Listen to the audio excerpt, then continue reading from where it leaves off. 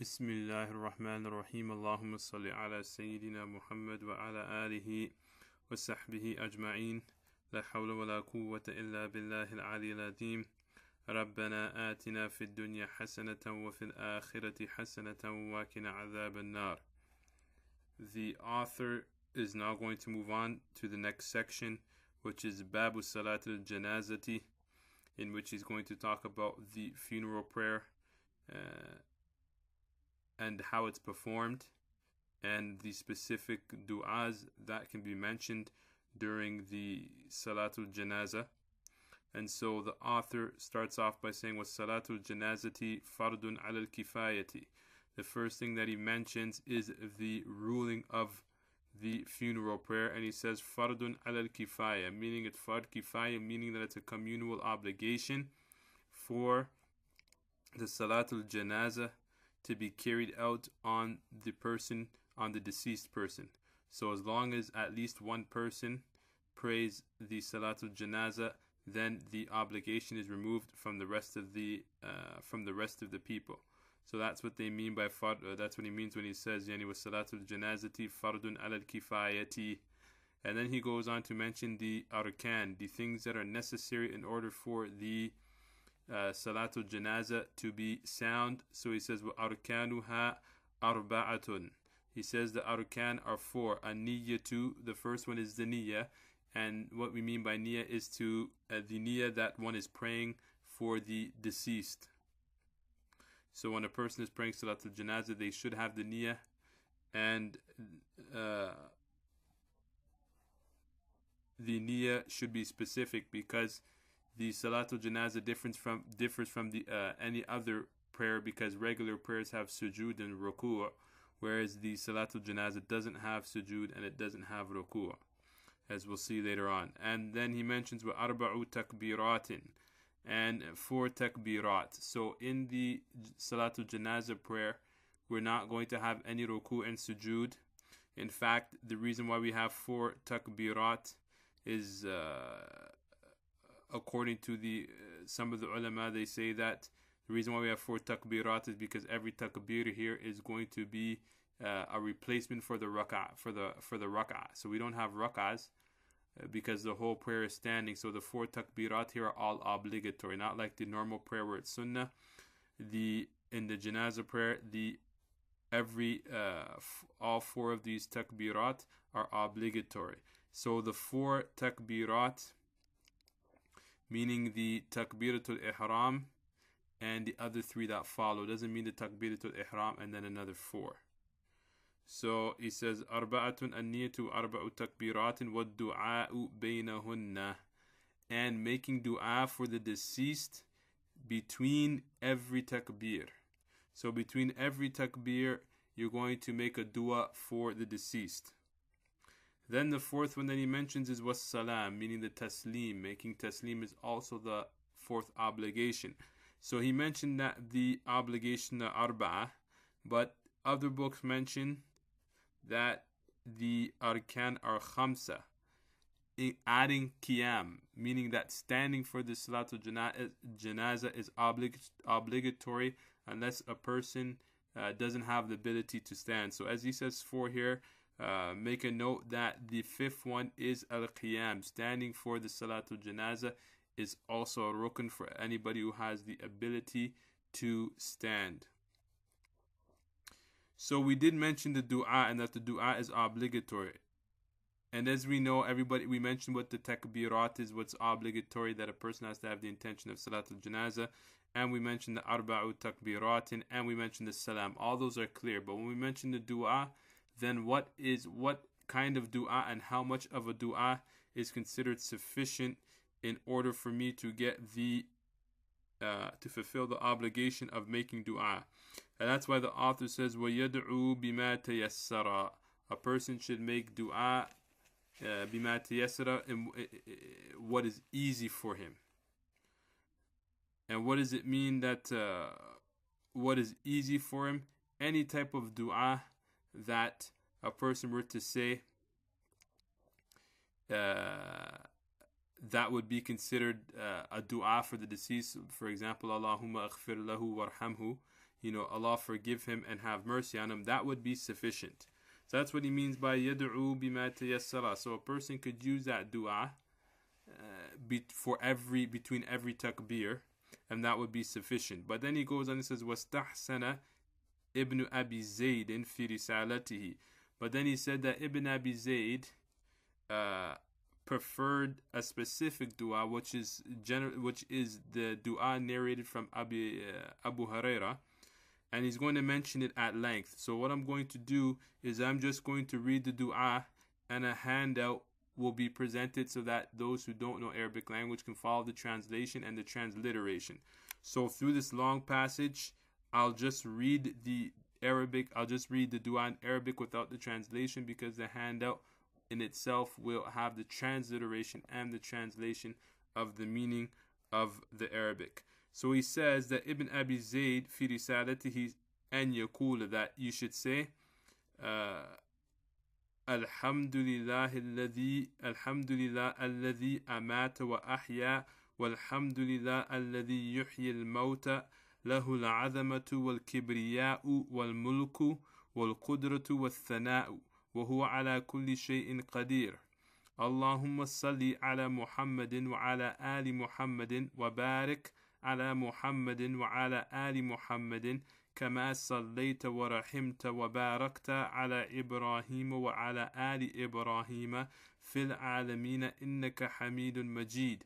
اللهم إنه عبدك وابن عبدك وابن أمتك، أنت خلقته ورزقته وأنت أمته وأنت تحييه وأنت أعلم بسره وعلانيته، جئناك شفعاء له فشفعنا فيه. اللهم إنا نستجير بحبل جوارك له، إنك ذو وفاء وذمة. اللهم قيه من فتنة القبر ومن عذاب الجهنم. اللهم اغفر له وارحمه واعف عنه وعافيه وأكرم نزله ووسع مدخله، واغسله بماء وثلج وبرد ونقيه من الذنوب والخطايا كما ينقى الثوب الأبيض من الدنس، وأبدله دارا خيرا من داره وأهلا خيرا من أهله وزوجا خيرا من زوجه. اللهم إن كان محسنا فزد في إحسانه، وإن كان مسيئا فتجاوز عن سيئاته. اللهم إنه قد نزل بك وأنت خير منزول به، فقير إلى رحمتك وأنت غني عن عذابه. اللهم ثبت عند المسألة منطقه ولا تبتليه في قبره بما لا طاقة له به، وألحقه بنية محمد صلى الله عليه بنبيه محمد صلى الله عليه وسلم. اللهم لا تحرمنا أجره ولا تفتنا بعده. So then the author goes on to say, تقول ذلك بإثر كل تكبيرة, and a person should say that, meaning say the dua that we mentioned after every takbir. And remember that he said that this is obviously what is considered mustahab. Then he says وَتَقُولُ بَعْدَ الرَّابِعَةِ, and a person should say after the fourth takbir. So basically what he mentioned is what he's saying is that this dua that we just read should be said after the first takbir, the second takbir, and the third takbir. So now he's going to say what is mustahab to be said after the fourth takbir. And he says, Allahumma ghfir li hayyina wa mayyitina wa hadirina wa ghaibina wa saghirina wa kabirina wa dhakarina wa unthana, innaka ta'lamu mutaqallabana wa mathwana, waghfir lana wa liwalidayna wa liman sabaqana bil imani maghfiratan azman, wa lil muslimina wal muslimati وللمؤمنين والمؤمنات الأحياء منهم والأموات. اللهم من أحييته منا فأحييه على الإيمان، ومن توفيته فتوفه على الإسلام واسعدنا بلقائك وطيبنا للموت وطيبه لنا واجعل فيه راحتنا ومسرتنا. Then the author is going to say ثم تسلم. Then a person, after saying this dua, should make the final taslim. So what he mentioned before was, for those who know Arabic, was what a person says in terms of when that person is a male. And so the author goes on and says, وَإِن كَانَتِ الصَّلَاةُ عَلَى امْرَأَةٍ, if it was on a woman, قُلْتَ, then you say, Allahumma innaha amatuka. And that you would say innaha amatuka, that she is your slave. You wouldn't say that he is your slave. Here you would use the feminine. So in English, in terms of English language, a person wouldn't distinguish between feminine and masculine, but in Arabic language there is a difference. And then he says ثُمَّ تَتَمَادَ بِذِكْرِهَا عَلَى تَأْنِيث. And then you should go on to mention her, anytime the deceased comes up in the dua, that you should mention her بِتَأْنِيث, yani in the feminine form, except the fact that you don't say غَيْرَ أَنَّكَ لَا تَقُولُ, that you don't say وَأَبْدِلْهَا زَوْجًا خَيْرًا مِنْ زَوْجِهَا, that you don't say give her a husband better than her husband in this world. And he mentions لِأَنَّهَا قَدْ تَكُونَ زَوْجًا فِي الْجَنَّةِ لِزَوْجِهَا فِي الدُّنْيَا, because as the hadith mentions, here the author says, because in paradise the husband of the deceased woman in paradise will be the same husband in this world. So that's why it says لِأَنَّهَا قَدْ تَكُونَ زَوْجًا فِي الْجَنَّةِ, that it will be your husband in Jannah, لِزَوْجِهَا فِي الدُّنْيَا, the same one that was in the dunya will be the same one that is your husband in the hereafter. And then he says وَالنِّسَاءُ الْجَنَّةِ مَقْصُورَاتٍ عَلَى أَزْوَاجِهِنَّ, and because the women of paradise are limited to their husbands, لَا يَبْغِينَ بِهِمْ بَدَلًا, and they will not desire to have more than that. And then he's going to mention also, what if you were to come to a janazah and you didn't know that whether it was a male or a female? What should you say? That's why it says وَإِنْ أَدْرَكْتَ جَنَازَةً, if you came to a janazah وَلَمْ تَعْلَمْ أَذَكَرٌ هِيَ أَمْ أُنْثَى, and you didn't know whether or not the being was a male or a female, قُلْتَ, you should say Allahumma innaha nasamatuka, that you should say innaha, verily it is nasamatuka. Nasamatuka generally means your soul, or the thing in which you created. So what you're actually doing here is you're making dua for the being or the deceased. You're not saying I'm making dua for her or I'm making dua for him, because when you use the word nasama, it includes both, either male or female. So that's why it says you should start by saying innaha nasamatuka. Whereas if you were saying a female, you would say innaha amatuka, she is your slave, because amatuka is the female. But if it was a male, then you would say innaha, or you would say innahu abduka, he is your slave. And so he goes on to say ثُمَّ يَتَمَادَ بِذِكْرِهَا عَلَى التَّأْنِيث. Then in terms of when you don't know it's a male or female, then continue using the ta'nith, the feminine form, because the word nasama is a feminine word. Not that it's a feminine thing in itself, it's a feminine word. So by using ha, you're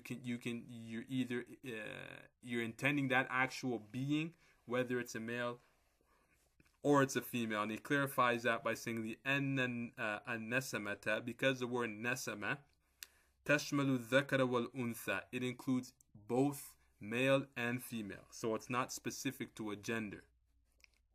Then he says وَإِن كَانَتِ الصَّلَاةُ عَلَى طِفْلٍ قُلْتُ مَا تَقَدَّمَ مِنَ النِّيَّةِ وَالتَّكْبِيرَاتِ وَالدُّعَاءِ غَيْرَ أَنَّهُ يُسْتَحَبُّ أَن تَقُولَ بَعْدَ الثَّنَاءِ عَلَى اللَّهِ وَالصَّلَاةِ عَلى النَّبِيِّ صلى الله عليه وسلم, Then he's going to say here, in terms of if you're praying on a child, meaning somebody before the age of puberty, bulugh, he says that, so if you're praying on a child, قُلْتَ مَا تَقَدَّمَ مِنَ النِّيَّةِ, then you should, the prayer is not going to different, the niyyah is going to be the same, with takbirat, and the takbirs are going to be the same, with dua is going to be the same, except أَنَّهُ يُسْتَحَبُّ أَن تَقُولَ, except that it is better to say after you say بعد الثناء على الله والصلاة على النبي صلى الله عليه وسلم, after the salawat on the Prophet sallallahu alaihi wasallam and the praising of Allah, then you should say this dua. What he's referring to, if we go back to the first dua, we'll notice that we started the after the first takbir, we started the dua with a praise to Allah and wassalatu wassalam, and then we started the dua for the deceased. So here he's saying that everything is the same, but after you finish the salawat of the dua, the salawat on the Prophet ﷺ and the hamd for Allah, the praising of Allah, then the child, the dua for the child is different from the dua for the adult. So what he's going to mention here is the dua that should be said for the child in place of the dua that is said for the adult. It says, Allahumma innahu abduka wabnu abdika أنت خلقته ورزقته وأنت أمته وأنت تحييه اللهم اجعله لوالديه سلفا وذخرا وفرة وأجرا وثقل به موازينهما وأعظم به أجورهما ولا تحرمنا وإياهما أجره ولا تفتنا وإياهما بعده اللهم ألحقه بصالح السلف المؤمنين في كفالة إبراهيم وابدله دارا خيرا من داره وأهلا خيرا من أهله وعافيه من فتنة القبر ومن عذاب جهنم. Then the author says, after you say this dua, تقول ذلك بإثر كل تكبيرات, you should say this after every takbir, meaning the first, the second, and the third. وَلَكِنْ وَتَقُولُ بَعْدَ الرَّابِعَةِ, but what you should say after the fourth one, the fourth takbir, is اللهم اغفر لأسلافنا وأفراطنا ولمن سبقنا بالإيمان اللهم من أحييته منا فأحييه على الإيمان ومن توفيته منا فتوفه على الإسلام واغفر للمسلمين والمسلمات والمؤمنين والمؤمنات الأحياء منهم والأموات. Then he says ثم تسلم, then the person should make the tasneem, and then he says Wallahu a'lam as the end of the brief chapter on Salatul Janazah. Now a few points here that should be mentioned. According to the Maliki, we do not have Surah Al-Fatiha read in Salatul Janazah, which is contrary to the Shafis. The Shafis read, it's obligatory for them to read Al-Fatiha during the first rak'ah of the, I'm not sure if it's just the first rak'ah, it's all the rak'ahs, but at least in the first rak'ah they have to read Surah Al-Fatiha. Also, it should be known that this dua has to be said in Arabic. It cannot be said in English. In our school, it's recommended that it's said quietly. In fact, all dua should be said quietly. So as we mentioned before, if a person can't memorize all of this, or a person doesn't know Arabic language, it's enough for them to say Allahumma ighfir lahu warhamhu, yani, oh Allah, forgive him and have mercy on him. Also, the first takbirs, you notice that the dua that we say after the first and the second and the third takbir are specific to the deceased only, meaning that we're only mentioning the deceased. In the last takbir, you will notice that we're making dua for the deceased and the ummah in general. So the deceased of the janazah, the first three takbirs is going to be for the first. We're going to start by making praise on Allah, alhamdulillah. Then we're going to make salawat on the Prophet sallallahu alaihi wasallam. Then we're going to start the takbir for the deceased. That is how we do it from the first, the second, and the third. In the last one, we start with the takbir on the deceased. We start with the praise of Allah and the salawat of the Prophet ﷺ. Then we're going to make dua for the ummah, including the deceased, all together. And then we also mentioned that there's a specific dua for the children and there's a specific dua for the adults. And when we're making dua for the adults, we're going to, if it's a male, we're going to use the feminine, the feminine gender. If for the male, we're going to use the masculine gender. If we're dealing with the female, we're going to do a feminine gender. If we don't know whether it's a male or it's a female, we're going to use the word nasama, which just indicates a soul, our creation. So the word itself is a feminine, so we're going to use the feminine, but whatever our niyyah is that if it's for a male, then we're going to intend the male. If it's for a female, then we're going to intend the female. And when we make the niyyah, we just have to have the niyyah that we're making the dua that we're praying Salatul Janazah for the deceased, and we don't have to have included in the niyyah whether we're making it for a boy or whether we're making it for a girl or whether we're making it for a child.